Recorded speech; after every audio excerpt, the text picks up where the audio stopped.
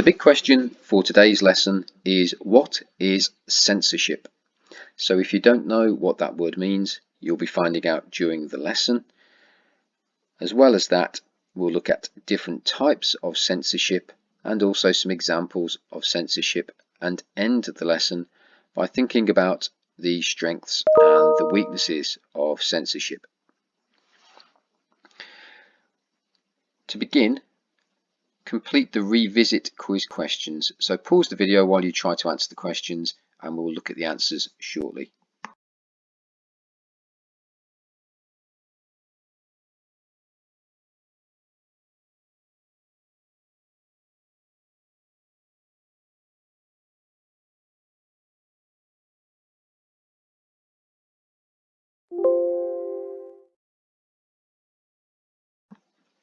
Okay, welcome back. Question 1. In Matthew 5, Jesus says that we should love our neighbours. Question 2. He says that people should turn the other cheek. Question 3. By this, he meant that we should use non-violent resistance to prejudice, to discrimination, and to persecution. Number 4. The Jewish festival, which includes the Seder meal, is Passover or Pesach. Number 5. One thing that is done by Jews during Shabbat is, you could have picked a number of things. You could say that the mother lights candles, says a blessing over the candles, or that she breaks the challah bread, or that the father breaks the bread, that prayers are said, that there is a shared meal, that psalms are sung, or that Jews go to the synagogue and say the Amidah prayer and say the Shema prayer. Any of those would have been typical things done by Jews during Shabbat. Mackey's inconsistent triad means that if God is omnibenevolent and omnipotent, there should be no evil and suffering. Dorothy Day was a Catholic laywoman who led the Catholic Workers' Union. The saint that influenced Cesar Chavez was Saint Francis of Assisi. Martin Luther King led the American Civil Rights Movement in the 1960s. And the teaching in Genesis that is the focal point of Gaudium et Spes is that human beings are made imago Dei, made in the image of God. Okay, to get started with today's lesson, you're going to need either a paper copy of the Bible, a traditional copy of your Bible, or you can put the reference here, Acts 5 verses 21 to 29, into a browser, and you'll be able to pull up that reference on your computer. So what I'd like you to do, pause the video, read through that section of the Bible, either in a paper Bible or online, and then think about the two questions that you can see underneath.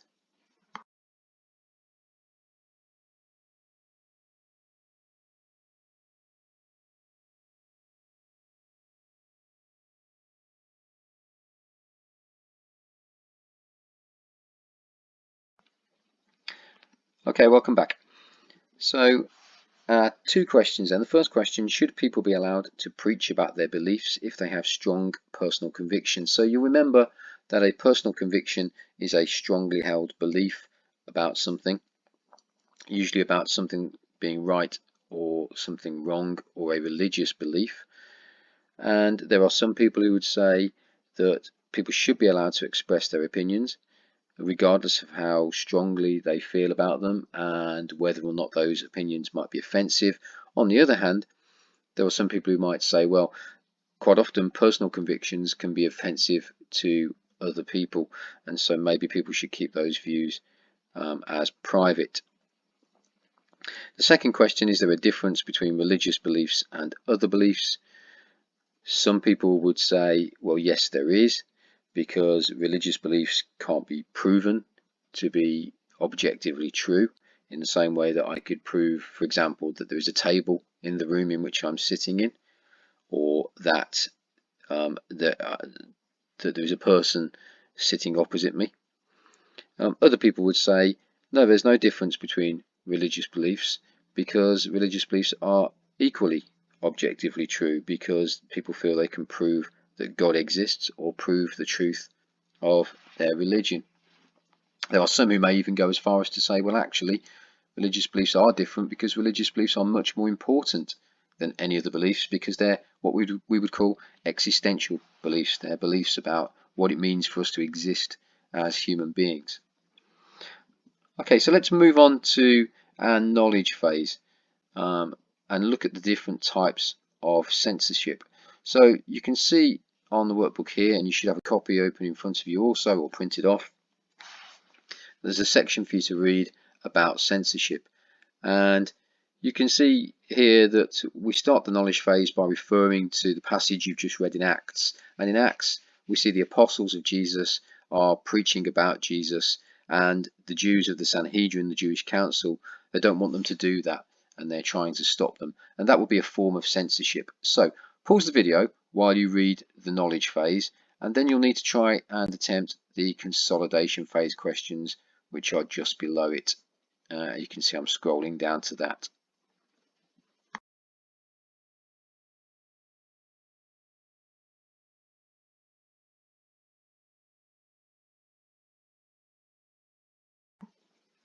Okay, let's look at the answers then to the consolidation phase. So question 1, what is censorship? Well, if we look up in our knowledge phase here, we can see that censorship is the practice of suppressing, that means stopping, and limiting access to materials considered to be obscene, offensive, or a threat to security. So question 2 then asks us to find examples of the type of comments that are censored in Britain. So in other words, the type of comments that will be considered to be obscene, to be offensive, or a threat to security. So we can see here, in Britain today, there are laws which restrict what people can say about others. Racist, sexist, homophobic, so that means statements against people who are homosexual. Islamophobic, statements against people who belong to the religion of Islam, Muslims. And anti-Semitic, that means statements against Jewish people, are considered to be hate crimes and carry more severe punishments. So you can see in Britain, the type of things that are censored are things we would call hate crimes. So language that is racist, prejudiced, or discriminatory in some way. Question 3 then, what is censored in China and North Korea to a greater level than in Britain and the USA? So China and North Korea don't have the same freedom of expression or freedom or free press that we have in Britain. And we can see here in the knowledge phase, it says in China and North Korea, large parts of the internet are censored, and there are restrictions on what people can view online, so that citizens in these countries do not see or read views that are critical of their governments. Okay, so China and North Korea censor out anything, they remove anything from the public domain. That means the place where people can access these things, so libraries, internet, etc. They take anything that's critical of their governments. They don't allow their citizens to read those things or say those things. And our fourth question is why? And the reason for that is these governments are what we would call totalitarian governments. So what it means is that unlike liberal democracies, such as in Britain and the USA, where we have the right to express our opinion and we have freedom of speech, these countries don't have that. And as such, they don't allow people to say whatever they choose. Number 5 then, read the passage from the American website The Atlantic. What type of censorship is the writer referring to? So that passage is just here. The story that unfurled in my Facebook feed over the next several weeks was at times disorientating. There were days when I would watch live on TV an impeachment hearing filled with damning testimony about the president's conduct, only to look at my phone later and find a slickly edited video served up by the Trump campaign that used out of context clips to recast the same testimony as exoneration. Wait, I caught myself wondering more than once, is that what happened today? So there's some fairly difficult language in this particular paragraph. So what this writer is talking about is he's talking about watching the impeachment trial or the impeachment hearing rather about President Trump. And when he says damning testimony, he means people telling stories or giving evidence about the president which doesn't make him look very good. And he later says that this testimony then is shown as exoneration. That means the testimony later in a video that is used by Trump supporters is then shown to be the same evidence is then shown to be something which actually supports the president or shows that he's not guilty or would not be guilty. And the type of censorship that this is referring to, we can see up here in the knowledge phase, is noise censorship. So what noise censorship is rather than trying to stop certain ideas by restricting them, it just tries to drown them out by flooding social media with different ideas. So unlike in China and North Korea, instead of removing material that the government or certain individuals don't like, noise censorship just drowns them out with the opposite idea. So you never actually see those ideas. They're still there, but most people probably won't come across them because they've been drowned out by a flood of the alternative, the opposite view. Okay, so moving on to our next knowledge phase, our question here is, how does censorship support and conflict with human rights? So what you're going to need to do for this section is read through this imaginary conversation between 2 or 3 people, and there's some arguments for and against the use of censorship. And in particular, it's referring to the Charlie Hebdo case in France. This is when a few years ago in Paris, some Islamic extremists burst into the office of Charlie Hebdo, which is a magazine in Paris, and they shot some of the journalists. And they did that because Charlie Hebdo publishes cartoons that some people would consider to be offensive. So they've published cartoons that make fun of the Catholic Church, but the particular cartoons that they published on this occasion were cartoons that were making fun of the Prophet Muhammad.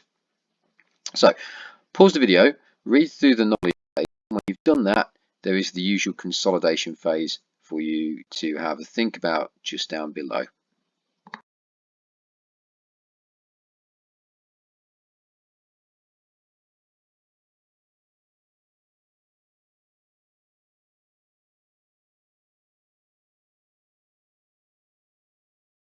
Okay, welcome back. Let's have a look at our consolidation phase. So our first question is about Article 19 of the United Nations Declaration on Human Rights, and it's asking us how censorship both supports and restricts that article. So we can see up here, you've got the article here, that everyone has the right to freedom of opinion and expression, and this right includes freedom to hold opinions without interference and to seek, receive and impart, that means to give, information and ideas through any media and regardless of frontiers. That means without paying any attention to boundaries or to borders between countries. So let's think about how that supports censorship. Okay, so in the first instance we might say this supports censorship because by giving everybody the right to freedom of opinion and expression, and to do that, to hold opinions without interference, it means that actually people can be, censorship can actually prevent people from interfering with other people's freedom of expression. So for instance, if we censor out racism and any type of hate speech, then that stops any interference with people from ethnic minorities or certain groups from having the right to express their freedom. On the other hand, it does of course restrict freedom of opinion and expression, because by its very nature, censorship means that people are restricted in what they can say. So if you do have opinions and want to express opinions that are racist, prejudiced, discriminatory in any kind of way, then you would be prevented from doing that by censorship laws in the United Kingdom. Okay, the next 2, 3 or 4 questions are for discussion. Clearly, if you're doing this at home on your own, you can't have that discussion, but hopefully you've thought about it, thought about these questions and jotted down some answers. If you haven't, pause the video and do that now. Okay, so our first question then, do you think there was a difference between cartoons of Muhammad and the sorts of comments and views expressed by Westboro Baptist Church? So if we go back to our knowledge phase, then there was some reference to Westboro Baptist Church, which is a Christian church in the United States, and they have some particularly offensive views about gay people and Jewish people, and they make those views very public. The question is whether or not what Westboro Baptist Church say is in any way different to Charlie Hebdo drawing pictures of Muhammad. Some people would say no, there's no difference. Drawing pictures of Muhammad would be just as offensive to Muslims as the sort of things that Westboro Baptist Church would say about Jews and gay people. On the other hand, there are other people who would say, well, actually, drawing cartoons of Muhammad isn't saying anything about Muslims as such. It's a comment on their beliefs rather than who they are as people. So Westboro Baptist Church tend to attack individuals, whereas the cartoons of Muhammad actually were really a comment, albeit for some Muslims considered to be an offensive comment, on the religion of Islam. Number 3 then, should people be allowed to say what they like about religion? Well, there are some people who would say yes.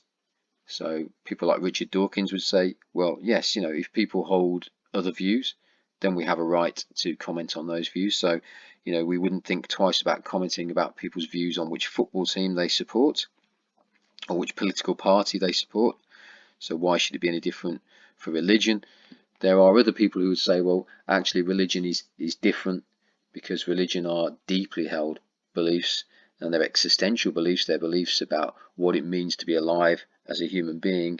And whilst people may change which football team they support or which political party they support, it's unlikely that they're going to change their religion in a lot of cases.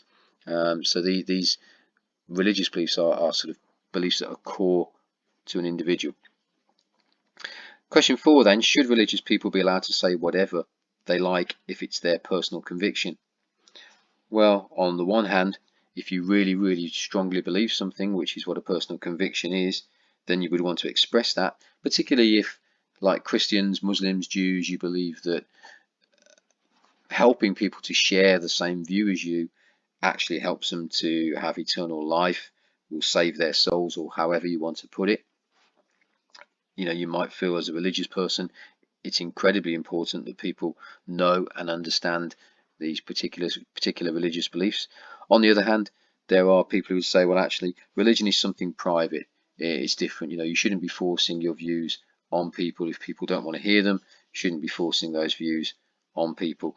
It's something that's personal to you. It's your way of life. If people ask you about it, fine, but you shouldn't really be forcing those views or making those views public. Okay, so those questions, that there is no right or wrong answer. They're really a stimulus to get you thinking, to set you up for the application phase, which is here. So you can see our application phase. If you look at your workbooks, which you should have open in a different tab or printed off possibly, you can see that we're going to be looking at the part D style question. So that's an evaluation question, and we use the what, the why, the wider, and the smash structure. So our statement is here. People should have the freedom to say whatever they like, and we need to evaluate that statement.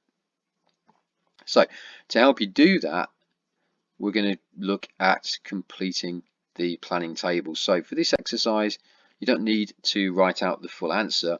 You can just plan it using the table. So you're going to need to use information from this lesson, but also information from the previous lessons right from the start of the unit on human rights. So our statement then, people should have the freedom to say whatever they like. You can see here I've done some of that for you. So our what then is, okay, what would people say about the statement? So this top section are reasons why people would agree. So one reason why I said one reason that people might give to agree with that statement is people might say people should learn to accept that sometimes people say offensive things. Okay, now our why is going to be our teaching. So is there a teaching we can use? Well, we could say, well, actually in the Gospels, Jesus says, turn the other cheek. He doesn't say resist people by stopping them from doing whatever, he just says turn the other cheek, which means resist them by really giving a better example. So by turning the other cheek, you're sort of saying, well, okay, yeah, it's hurt me, but it's not gonna kill me. And then our wider would be that explanation, and our smash would be, well, what would make that a strong argument? Okay, so what would make this a strong argument? Well, we would say, for many Christians, this would be a strong argument because Jesus himself taught to turn the other cheek, and Jesus was crucified and was resurrected. So we could say for many Christians it would be a strong argument, because actually when people say offensive things, yes, they might be offensive, but they're not bigger and they're not stronger than God. Okay, so there's an example of how you might fill out the table. Your task now for the rest of this lesson is to complete what remains of that table. So you can either, if you've got the workbook printed out, write it directly onto the workbook. Or if you aren't able to do that, then you can write it out on a separate piece of paper.